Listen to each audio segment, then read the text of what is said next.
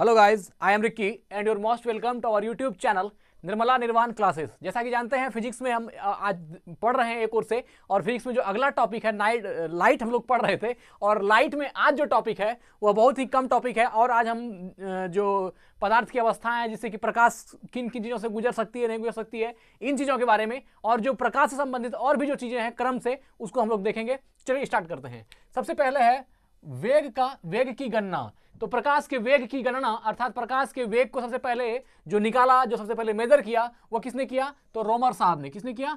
रोमर साहब ने। तो प्रकाश के वेग की गणना सर्वप्रथम रोमर ने किया। किसने किया? रोमर ने किया। चलिए आगे बढ़ते हैं। वायु व निर्वात में प्रकाश की चाल सबसे अधिक होती है ना? वायु में और निर्वात में प्रकाश की चाल सबसे अधिक होती है, और वह कितना होती है? 3 × 10⁸ मीटर पर सेकेंड।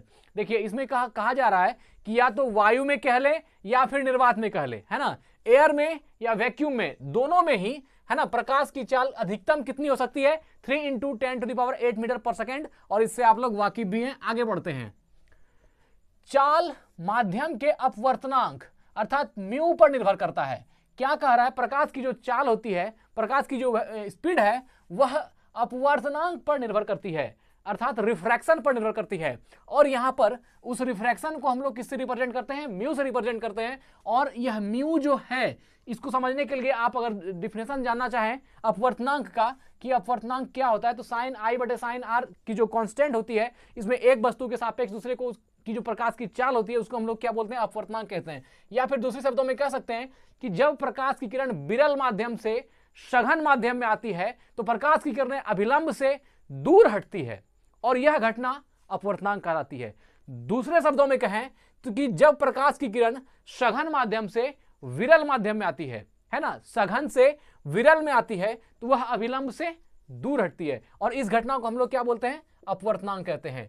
तो अब दोनों में ही अगर मान लीजिए कि विरल से हम विरल माध्यम से सघन में आ रहे हैं, तो विरल से सघन में आने में क्या होगी? वह अभिलंब की ओर झुकती है। तो यह जो घटना है, इसको हम लोग अपवर्तनांक कहते हैं। चलिए आगे बढ़ते हैं। माध्यम का अपवर्तनांक जितना अधिक होगा, उसमें प्रकाश की चाल उतना कम होगी। एकदम सही बात है। अपवर्तनांक जितना ज्यादा होगा, है ना, जिस मीडियम का, जिस माध्यम का अपवर्तनांक जितना अधिक होगा, उसमें प्रकाश की चाल, स्पीड ऑफ लाइट, वो क्या होगी? उतनी ही कम होगी। अर्थात अपवर्तनांक बढ़ने से क्या होता है? उसकी जो स्पीड है वो घटती है। यह बहुत ही अच्छा पॉइंट है। ऑब्जेक्टिव में आपको फंसाने को दिया सकता है कि किसी पदार्थ की अपवर्तनांक बढ़ाएंगे तो उसमें प्रकाश की चाल क्या होगी? घटेगी। तो माध्यम का अपवर्तनांक जितना अधिक, उसमें प्रकाश की चाल उतना ही कम।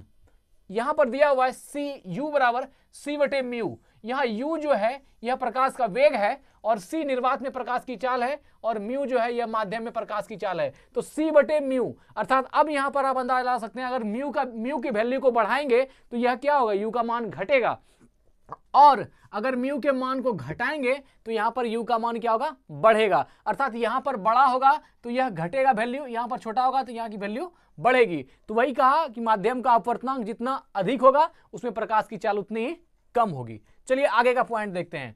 प्रकाश को सूर्य से पृथ्वी तक आने में औसतन 8 मिनट और 16.6 सेकेंड लगता है। यह कहीं कहीं पर आप 8 मिनट 20 सेकेंड भी जीके से मिलता है, लेकिन मूल रूप से यह 8 मिनट और 16.6 सेकेंड लगता है। तो प्रकाश को सूर्य से पृथ्वी तक आने में औसतन कितना समय लगता है? 8 मिनट और 16.6 सेकेंड। आगे बढ़ते हैं। चंद्रमा से परावर्तित प्रकाश को पृथ्वी तक आने में 1.2 सेकेंड लगता है। ये 1.2 कहीं कहीं पर 1.3 सेकेंड भी देखने को मिलेगा, और यह भी आंसर सही है। 1.3 सेकेंड भी आपको मार सकते हैं अगर ऑप्शन में दिया रहेगा। तो चंद्रमा से परावर्तित, ये परावर्तित सब नाटक है, कुछ नहीं। चंद्रमा से प्रकाश किरणों को पृथ्वी तक आने में कितना समय लगती है? 1.3 सेकेंड लगती है, अर्थात 1.28 सेकेंड या 1.3 सेकेंड का समय लगती है। तो चंद्रमा से परावर्तित प्रकाश को पृथ्वी तक आने में हो गया। आगे देखते हैं। प्रकाश के प्रति व्यवहार के आधार पर वस्तुओं को 5 भागों में बांटा गया, है ना। प्रकाश के प्रति व्यवहार के आधार पर वस्तुओं को कितने भागों में बांटा गया? 5 भागों में। और वो कौन कौन से भाग हैं, आइए देखते हैं। पहला है प्रदीप्त वस्तुएं, जिसको ल्यूमिनस बॉडीज कहते हैं। देखिए, एक तो बहुत चीज के आधार पर वस्तुओं को बांटा जाता है, लेकिन यहाँ ऑप्टिक्स पढ़ रहे हैं, प्रकाश पढ़ रहे हैं, प्रकाशिकी पढ़ रहे हैं, और इसमें जो है वस्तु को 5 भागों में बांटा गया है। तो उसको देखते हैं कौन कौन सी भाग है। प्रदीप्त वस्तुएं जिसको हम लोग ल्यूमिनस बॉडीज कहते हैं, और दूसरा है अप्रदीप्त वस्तुएं अर्थात नॉन ल्यूमिनस बॉडीज, तीसरा है पारदर्शक वस्तुएं ट्रांसपेरेंट बॉडीज, और चौथा है अर्ध पारदर्शक वस्तुएं अर्थात ट्रांसलूसेंट बॉडीज, और पांचवा है अपारदर्शक वस्तुएं, एपेक्यू बॉडीज। यह पांचों जो है प्रकाश के आधार पर पदार्थों की अवस्था है। तो चलिए अब प्रदीप्त वस्तुएं किसको बोलते हैं, अर्थात ल्यूमिनस बॉडीज क्या है। देखिए ल्यूमिनस बॉडीज वह होती है जो स्वयं के प्रकाश से प्रकाशित होती है। मतलब क्या, उसका खुद का अपना प्रकाश होता है। तो जो भी खुद के अपने प्रकाश से प्रकाशित होगी वह क्या होगी, ल्यूमिनस बॉडीज होगी, अर्थात प्रदीप्त वस्तुएं होगी। ये स्वयं के प्रकाश से प्रकाशित होंगी। जैसे एग्जांपल के लिए सूर्य को ले लेते हैं या बल्ब को ले लेते हैं। तो बल्ब और सूर्य को जो है प्रदीप्त वस्तुओं में रखा गया है, अर्थात ल्यूमिनस बॉडीज के अंतर्गत रखा गया है। तो ल्यूमिनस बॉडीज प्रदीप्त वस्तुओं में कौन कौन होगा, सूर्य होगा, बल्ब होगा। इसका एग्जांपल भी कभी कभी देता है, तो ध्यान रखिएगा कि सूर्य या बल्ब है तो वो किसमें आ जाएगा, ल्यूमिनस बॉडीज में, अर्थात प्रदीप्त वस्तुओं में आएगा। चलिए अब दूसरा देखते हैं, अप्रदीप्त वस्तुएं, है ना। नॉन ल्यूमिनस बॉडीज क्या होता है, तो नॉन ल्यूमिनस बॉडीज है जिनका अपना प्रकाश नहीं होता। मतलब इसको अपना कोई प्रकाश नहीं है, लेकिन प्रकाश डालने पर यह दिखाई पड़ता है। जैसे मान लीजिए ये मार्कर मेरे हाथ में, अगर इसको हम रख दें तो ये दिखाई नहीं पड़ेगा, लेकिन इसमें प्रकाश पड़ने के बाद यह दिखाई देगा। या कह सकते हैं कि जो प्रकाश पड़ती है वह इससे रिफ्लेक्ट होकर रेटिना पर पड़ती है, उसके बाद ये वस्तु दिखाई देती है। तो इस सेंस से अगर आप देखें तो इसका अपना कोई प्रकाश नहीं है, मतलब कि प्रकाश पड़ने के बाद ये दिखाई देती है। इसलिए यह किसकी श्रेणी में आएगी, तो यह आ गया आपका अप्रदीप्त वस्तुओं श्रेणी में, अर्थात नॉन ल्यूमिनस बॉडीज में। आप इसको अंतर कर सकते हैं, ल्यूमिनस को और नॉन ल्यूमिनस को, अर्थात प्रदीप्त वस्तु को और अप्रदीप्त वस्तु को। यह तो आसान ही है। प्रदीप्त है जो स्वयं के प्रकाश से प्रकाशित होता है, और अप्रदीप्त वह है जो जिनका अपना कोई प्रकाश नहीं है, लेकिन यह प्रकाश पड़ने पर, अर्थात बाहर से अगर प्रकाश पड़े तो यह दिखाई पड़ती है। जैसे एग्जाम्पल में मेज हो गया, कुर्सी हो गया, टेबल हो गया, या जो भी घर की वस्तुएं हैं जो कि खुद के प्रकाश से नहीं चमकती, प्रकाश पड़ने के बाद दिखाई पड़ती है, वो सभी नॉन ल्यूमिनस है, अप्रदीप्त है। चलिए तीसरा देखते हैं, पारदर्शक वस्तुएं, है ना। पारदर्शक वस्तुएं अर्थात ट्रांसपेरेंट बॉडीज। पारदर्शक वस्तुएं क्या होगी, तो जिनसे होकर प्रकाश किरणें सीधा सीधा निकल जाए, वह ट्रांसपेरेंट है। जैसे कि मान लीजिए हम बात करते हैं कांच की या जल की। कांच में या वाटर में अगर आप प्रकाश डालें तो वो सीधी सीधी रेखा में निकल जाती है, मतलब कि जितना प्रकाश दी जाती है उतना निकल जाती है। और यह इसलिए क्या होती है, इसको हम लोग पारदर्शक वस्तु बोलते हैं, ना, ट्रांसपेरेंट बोलते हैं। आजकल समाज में ट्रांसपेरेंट लोगों की बहुत ही जरूरत है, और लोग बहुत डिमांड करते हैं जो ट्रांसपेरेंट हैं, अर्थात खुले विचारधारा, खुले दिल के व्यक्ति हैं, जो भी बातें होती है वो क्लियर कहते हैं। तो यह इसी प्रकार आप यहाँ प्रकाश में भी देख सकते हैं कि पारदर्शक वस्तुएं जो ट्रांसपेरेंट बॉडीज हैं, इसमें प्रकाश, इनसे होकर प्रकाश किरणें सीधे निकल जाती है। जैसे एग्जाम्पल के लिए कांच और जल। तो चलिए यह हम लोगों ने ल्यूमिनस देख लिया, नॉन ल्यूमिनस देख लिया, ट्रांसपेरेंट देख लिया। अब चौथा है अर्धपारदर्शक वस्तुएं, है ना। अर्धपारदर्शक वस्तुएं अर्थात ट्रांसलूसेंट बॉडीज क्या होती है, जो अर्धपारदर्शक वस्तुएं हैं, है ना, ये ट्रांसलूसेंट बॉडीज क्या होती है, तो प्रकाश का कुछ भाग अवशोषित तथा कुछ भाग बाहर निकलता है। देखिए इसमें क्या होता है, जैसे मान लीजिए कि इस वस्तु पर, इस तरह की वस्तु पर, मतलब कि अर्धपारदर्शक वस्तुएं जो हो गई, ये तो आप समझ रहे हैं, जो पारदर्शक हो गया, ट्रांसपेरेंट हो गया तो क्लियर, जितना प्रकाश गया निकल गया।